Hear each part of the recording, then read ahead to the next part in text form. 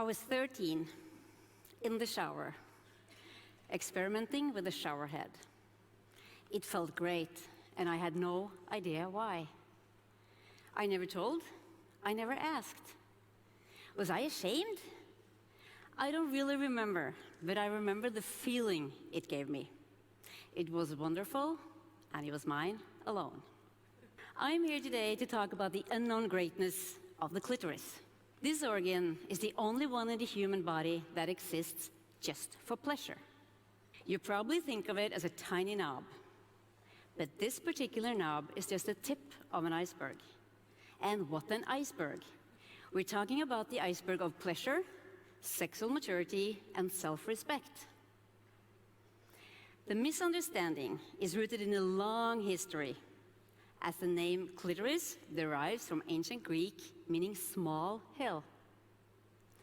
It was in 1998, only 20 years ago, the Australian urologist Helen O'Connell's research gave us the whole picture that will help us to become better lovers with better health. But first, some clito facts.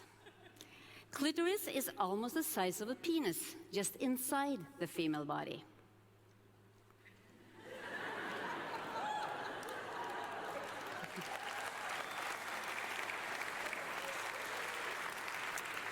Under the skin, the clitoris has a big body with 2 arms that stretches down and surrounds the vagina. Each of these arms are 7 to 15 centimeters long. Clitoris consists of an erectile tissue that is similar to the sponge body of the penis. And followed by sexual arousal, it will be filled with blood. The head, anatomically called the glans, varies from 0.5 to 2.5 centimeters. And it is covered with a foreskin, just like the head of the penis. Thank you.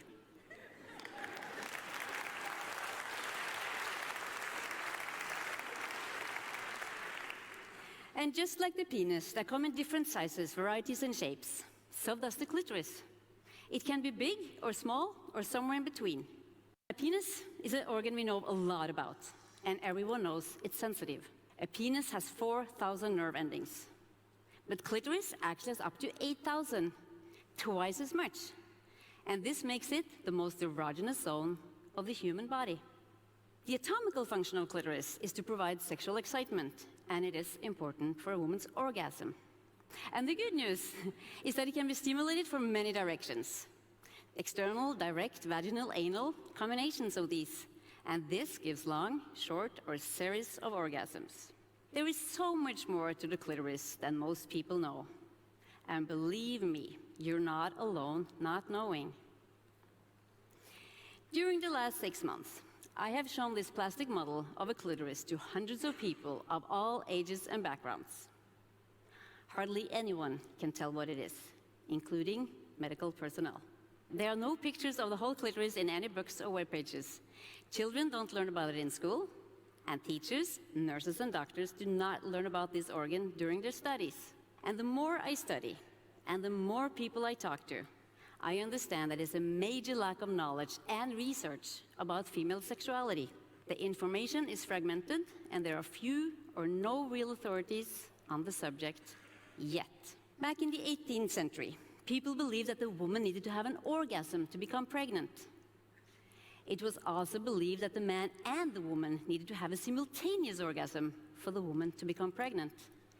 We can only imagine their focus on the clitoris back then. But the bad guy in this story is Sigmund Freud, the father of the psychoanalysis.